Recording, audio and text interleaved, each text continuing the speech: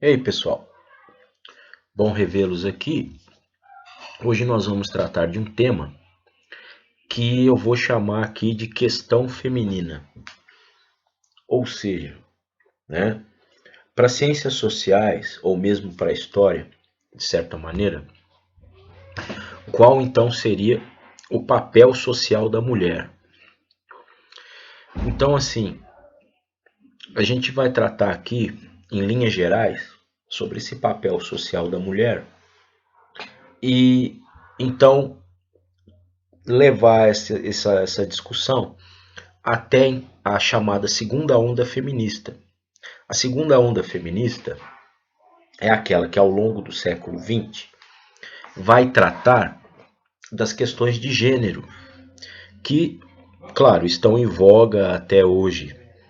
Inclusive no nosso país, essa questão do gênero, né, ela acaba sendo, de certa forma, tema de intensos debates, né, e muito em função da característica conservadora da sociedade brasileira. De certa maneira, essa concepção aí, né, em torno da ideologia de gênero, né, o que, que é isso e tal. Então, eu quero trazer para vocês uma perspectiva sociológica, histórica, sobre o que é o feminino, o que é o papel social da mulher, desde os tempos antigos até a gente chegar aqui à segunda onda feminista, em parte aqui do século XX. Bom, pegando os tempos antigos, eu quero trabalhar com vocês três aspectos que, de certa forma, demonstram para a gente o papel secundário da mulher no tecido social, nesses períodos, né, nesse período histórico. Então, se a gente for observar a antiguidade clássica, as sociedades grega, romana, ou mesmo a tradição judaico-cristã, a gente vai observar. Eu vou ler alguns textinhos aqui, pequenos trechinhos, que vão ilustrar esse secundarismo que é colocado para o papel da mulher na sociedade, certo? Seja, de certa maneira, estabelecendo o papel social da mulher como o papel de mãe, o papel de esposa, ok? E não um papel atuante, significante, um papel político, um papel ativo dentro da sociedade. Por quê? Porque as sociedades antigas, clássicas, greco-romanas, sobretudo, ou mesmo a tradição judaico-cristã, carrega em si uma certa misoginia, uma certa perspectiva aonde o masculino, né, se coloca em posição superior, se sobrepõe, ok, ao feminino e de certa maneira vai prender esse feminino a uma posição de inferioridade. Eu quero trazer aqui para o nosso debate alguns trechinhos. Hesíodo, Platão e a Bíblia, para ilustrar os tempos antigos. O Hesíodo é um autor grego importante para a mitologia porque escreveu a Teogonia. E na Teogonia, o Hesíodo, né, de certa maneira, ele coloca, né, ele apresenta, né, todo o panteão de deuses gregos, né, e toda aquela lógica mitológica, né, em torno dos titãs, dos deuses e tal, alguma coisa assim. E há um trechinho que eu quero ler onde o Hesíodo fala da mulher. E o Hesíodo diz o seguinte, olha só. Quem fugindo às núpcias ou a núpcias e a obrigações com mulheres não quer casar-se. Atinge a velhice funesta sem quem o segure. Não de víveres carente vive, mas ao morrer dividem-lhe as posses parentes longes. Esse primeiro trecho do Hesíodo diz o seguinte, que aquele homem que, por vontade individual, ele não quer se casar, ele não deseja ter uma esposa ou uma mulher, né? Ele quer fugir das obrigações com mulheres, ele escreve aqui, atinge uma velhice funesta, sem quem o segure. Ou seja, uma velhice triste, né? Uma espécie de solidão aí. E ele diz o seguinte, que um homem que não tem uma esposa, ele não fica carente de víveres. Não, ele até, ou seja, ele pode acumular bens e tal, mas que ao morrer, ele diz aqui, as suas posses são divididas entre parentes longes. Ou seja, o homem que não tem uma esposa tem uma velhice triste e, claro, ao morrer, os seus bens vão acabar ficando com parentes distantes. Claro, porque não teve filhos. Mas aí, olha só, ele continua dizendo o seguinte, agora invertendo. E quem se propõe a ter uma mulher? E quem se casa, né? Qual que é o destino disso? Aí ele diz assim, a quem vem o destino de núpcias e cabe cuidadosa esposa concorde consigo. Para este, desde cedo ao bem contrapesa o mal constante. Ou seja, a presença da mulher para o Hesíodo é um mal constante. E quem acolhe uma de raça perversa, vive com uma aflição sem fim nas entranhas, no ânimo, no coração, e incurável é o mal. Então o Hesíodo diz o seguinte, quem se casa vai ter do seu lado um mal constante, a mulher. E ele ainda fala, olha, e se ela for de raça perversa, ou seja, se ela ainda por cima for uma mulher ruim, ela já é ruim por natureza, isso de acordo com o Hesíodo. Mas se ela for chata, ruim, ele diz que esse homem vai viver uma aflição sem fim nas entranhas, dentro, sem fim. E o mal é incurável. Ou seja, olha o aspecto negativista em torno da mulher. E o Platão? Platão, na República, no livro A República, né, onde ele coloca lá o seu ideário, né, sobre o que é, de certa forma, a administração e a condução da polis, ou seja, a República é um livro político de Platão, no sentido do que deve fazer o governante para manter a polis, para administrar a polis, para promover o bem comum, de certa forma. Okay? E claro, como em toda a obra platônica, Sócrates é um personagem central, é ele que vai, de certa maneira, trazer luz a uma série de questionamentos. Né? E o Sócrates faz isso levantando cada vez mais questionamentos, né? Para que aí então essa luz filosófica apareça e as coisas sejam identificadas, ok? A verdade seja identificada, né? De certa forma, mas deixando isso de lado, num trechinho da República o Platão fala da mulher. E ele fala o seguinte, conheces algum ofício exercido por seres humanos em que o sexo masculino se não avantaje sob todos esses aspectos ao feminino? Ou vamos perder tempo falando da arte de tecer e do preparo de pastéis e guisado? Ou seja, o que o Platão está falando? Né? Que em nada a mulher faz melhor que o homem. O homem é superior à mulher em tudo que ele faz. E tipo assim, ele ainda fala com, vamos dizer assim, da seguinte maneira, olha, nem vamos tratar muito das mulheres. Sabe, quando ele fala, ó, não vamos perder tempo falando da arte de tecer, de preparar pastéis e coisas desse tipo. Tipo assim, ó, não vamos nem discutir a mulher aqui. Certo? Então ele coloca, ele já se posiciona, olha, o homem faz tudo melhor que a mulher. Então, bobagem a gente falar, né, desse pessoal aí, ok? Então, assim, demonstrando esse secundarismo no que diz respeito ao papel da mulher na sociedade grega. E pegando a tradição judaico-cristã, livro aqui dentro do Evangelho, Dentro do Evangelho, se não me engano, em Efésios, o livro de Efésios, diz o seguinte: as mulheres sejam submissas a seus próprios maridos, como ao Senhor, porque o marido é o cabeça da mulher, como também Cristo é o cabeça da igreja, sendo este mesmo salvador do corpo.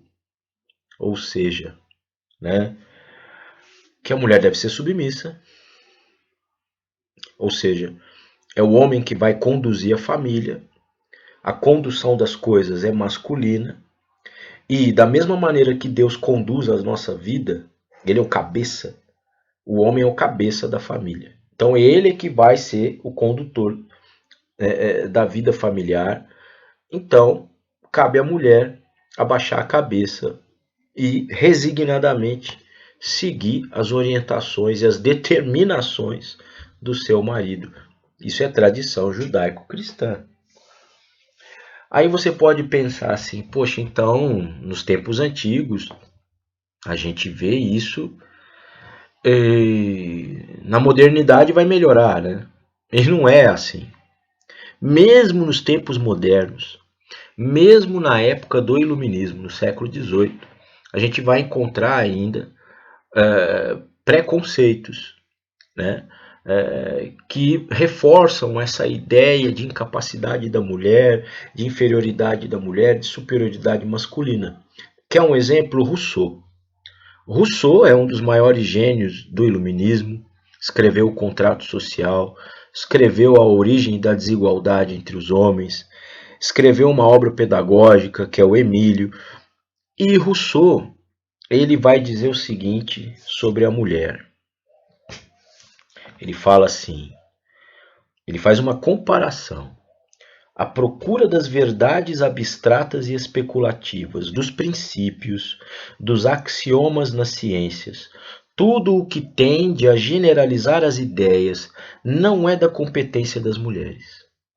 Seus estudos devem, todos, voltar-se para a prática. Cabe a elas fazerem a aplicação dos princípios que o homem encontrou.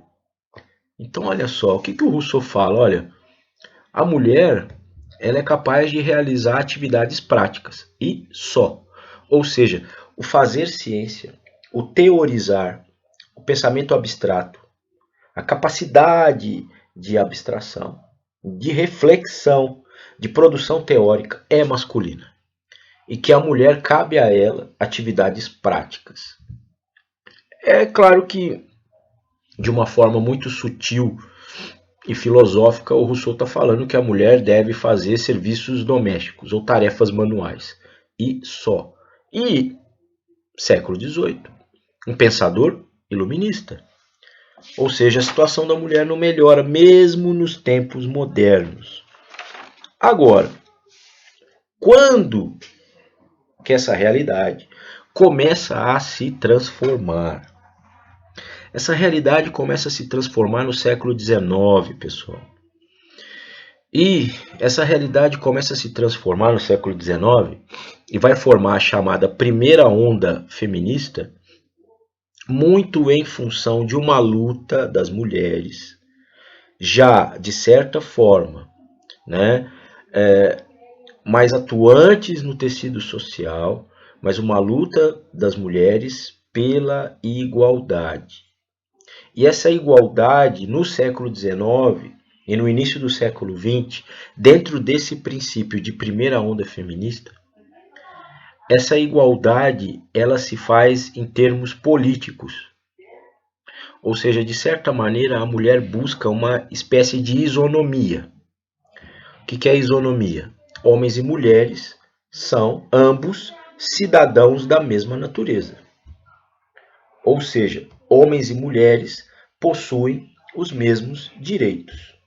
É nesse sentido que se organiza, se mobiliza uma primeira onda feminista. E aí a luta pelo sufrágio, ou seja, as mulheres, de certa maneira, ao longo das primeiras décadas do século XX, elas vão, então, se tornando partícipes do processo democrático, do processo político, e juridicamente vão adquirindo, de certa maneira, uma posição de igualdade. Ou seja, assim como o homem, a mulher também é cidadã. No caso do Brasil, a mulher vai ter direito ao voto em 1932, no meio do governo provisório do Getúlio. Lembrando que esse governo ele deixa de ser provisório em 34, passa a ser um governo legalmente estabelecido. E só não vai haver eleições 4 anos depois, porque o plano Cohen, né, forjado por Vargas, vai ser a justificativa para ele estabelecer o Estado Novo e uma ditadura personalista aí, no final da década de 30. Mas é no período Vargas que as mulheres brasileiras, elas então vão ter direito ao voto. Agora, a segunda onda feminista, ela traz em xeque não aspectos de igualdade. É o contrário. A lógica é contrária. A lógica é de diferenciação. Ou seja, é a afirmação do feminino em torno do conceito de gênero. E o conceito de gênero, ele carrega, de certa forma, um aspecto que é interessante, que é o seguinte. É necessário a gente fazer essa separação entre o que é a sexualidade e o que é o gênero, para a gente entender isso melhor. O gênero envolve uma série de aspectos que são culturais, que são psíquicos, ok? Que diz respeito ao ser masculino e ao ser feminino.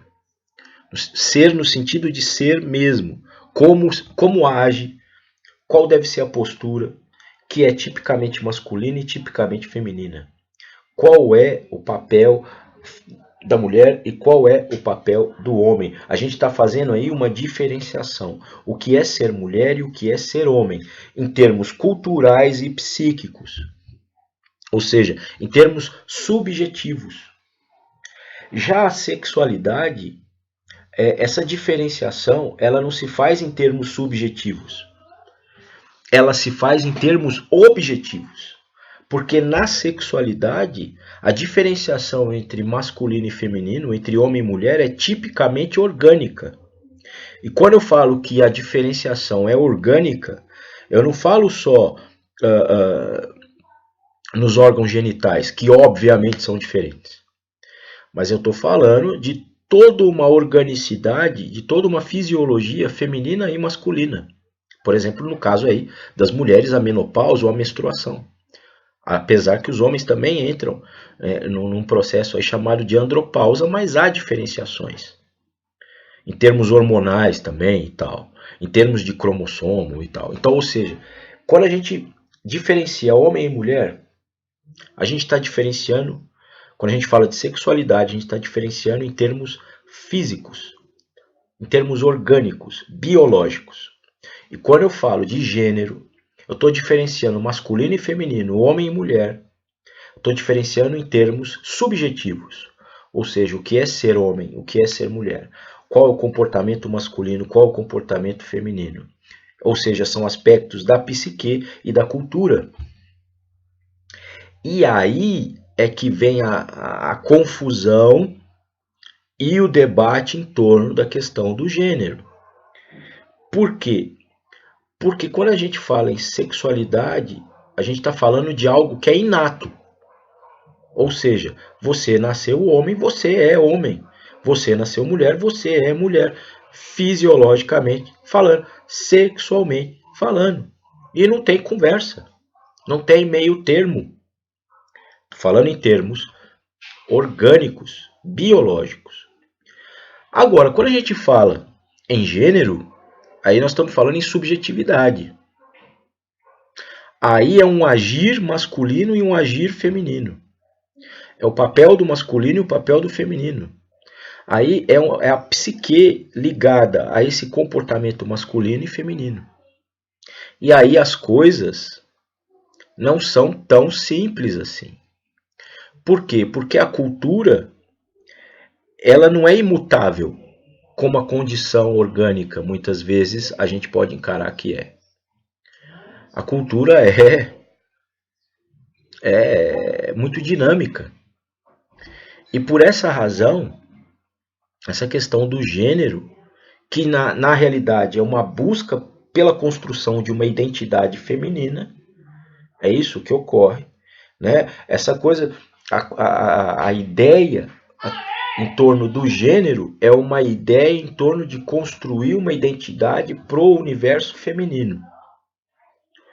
Ou seja, a mulher é diferente do homem em aspectos subjetivos, ok? Nós somos, as mulheres dizendo, nós somos diferentes e devemos ser respeitadas como tal, né? E reconhecidas como tal, nas nossas diferenças. Só que como essas diferenças são subjetivas, elas abrem margem para a seguinte ideia, de que o gênero ele também pode ser um fenômeno de construção social. Ou seja, ser homem e ser mulher deixa de ser uma condição biológica e passa a ser resultado de uma construção social. Basta a gente fazer comparativos. O que é ser mulher numa determinada sociedade e o que é ser mulher em outra. Se eu fizer um trabalho etnográfico, se eu for viver junto a outras etnias, será que o papel de masculino e feminino vão ser os mesmos da minha sociedade? Provavelmente não. Ou seja, ser homem e ser mulher também passa a ser algo construído socialmente. E aí complica. E aí a gente pode cair, de certa maneira, numa frase da Simone de Beauvoir, que é muito mais do que a esposa do Sartre, né? Mas ela é também uma grande intelectual. E a Simone de Beauvoir, em 1949, ela escreveu um livro chamado O Segundo Sexo, e ela coloca a seguinte frase, ela fala assim: ninguém nasce mulher, torna-se mulher. Ou seja, reforçando esse sentido na questão do gênero, de que o gênero é uma construção social. E aí a bagunça. Por que a bagunça? Porque muitas vezes uma sociedade conservadora como a nossa, quando ela se posiciona em torno dessa questão, ela se apega a valores que estão enraizados em questões religiosas, em uma visão de mundo religiosa, marcadamente judaico-cristã, e essa visão ela é criacionista. Como assim uma visão criacionista? Ora, todos nós somos criação de Deus. E, no caso, nós somos criação de Deus no sentido fisiológico. Ou seja, não há uma abertura para essa subjetividade. É como se o ser humano fosse um pacotinho pronto e fechado. Homem é homem, mulher é mulher. E aí fica o debate e a discussão aí. Certo? Então, e o que vem a ser a ideologia de gênero? Nada mais é do que reafirmar, ou seja, nada mais é do que pegar essa concepção teórica que está presente na segunda onda feminista, de que o gênero é uma construção social, ok? E transformar isso em bandeira política. Aí a gente tem realmente uma ideologia de gênero, ok? Entendido? Espero ter contribuído para esse debate. É um debate espinhosíssimo, ok? Ainda mais pensando no Brasil, nos dias que nós vivemos hoje. Mas é um debate mais do que necessário, mais do que válido. E a gente observa que, apesar do obscurantismo que existe por aí, a gente avançou muito.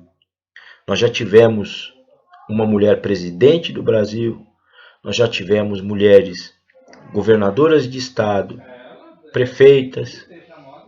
Nós temos hoje as mulheres ocupando altos cargos em empresas multinacionais. As mulheres hoje elas estão mais presentes na academia, no meio universitário do que os homens, né? A escolaridade da mulher brasileira, no caso pegando a nossa realidade, também avançou nos últimos tempos. Agora, é claro, existe muito ainda por avançar, né? Então, em termos de renda per capita, em termos de oportunidades, em termos de violência, a mulher ainda é, de certa forma, vítima, e a gente tem observado isso. Mas uma mudança de rota aí só é possível através do debate, do estudo e de consolidar aí uma nova consciência. Ok? Um grande abraço a todos e até uma outra vez.